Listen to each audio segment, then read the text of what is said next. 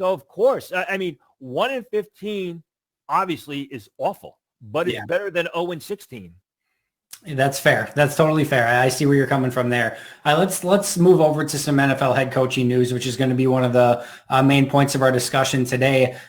We've been talking about the different head coaching candidates and who could come open and things like that, Tony. But let's start off. Who is the hot name right now in head coaching circles? A name that I've spoken about before on this podcast, a name that I continue to hear, that is Don Wink Martindale, the defensive coordinator of the Baltimore Ravens. Again, I'm hearing that he's going to be the hot name. He's going to be sort of the under-the-radar guy that everyone that has a head coaching opening wants to interview. He's someone that the players love. He's someone that the players respect. He's a good coach that's also a disciplinarian. I expect Martindale to get a ton of interviews and potential job offers when the Ravens season is over, basically.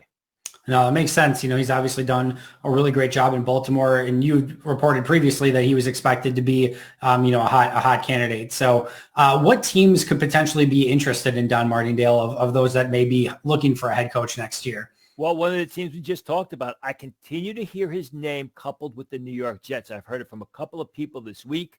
Doesn't mean the Jets are going to hire him, but he's one of their top candidates. He kind of fits that alpha dog coach that they will be looking for.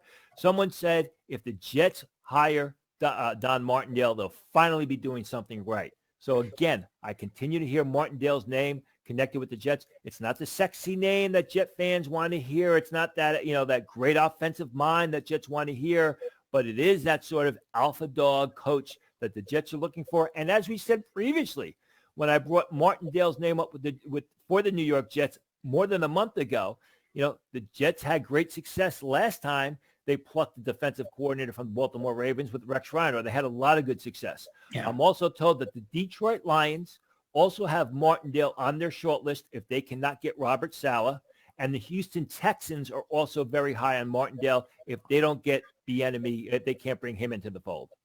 No, he's going to be a hot name, that's for sure. And I'm going to be really interested to see in what direction these coaches going and these teams going. And you bring up a great point, not being the sexy name. Go back 2 years ago. I don't know that Matt LaFleur and Brian Flores were the two sexy names going into that season. In fact, I know for a great fact that a lot of people did not think Green Bay made the right hire with Matt LaFleur. And I don't think Brian Flores was one that was, widely panned as this, great head coaching hire from the Miami Dolphins. Both have turned out pretty darn well. Sometimes going with somebody who just knows how to be a good football coach is better than going with a sexier name.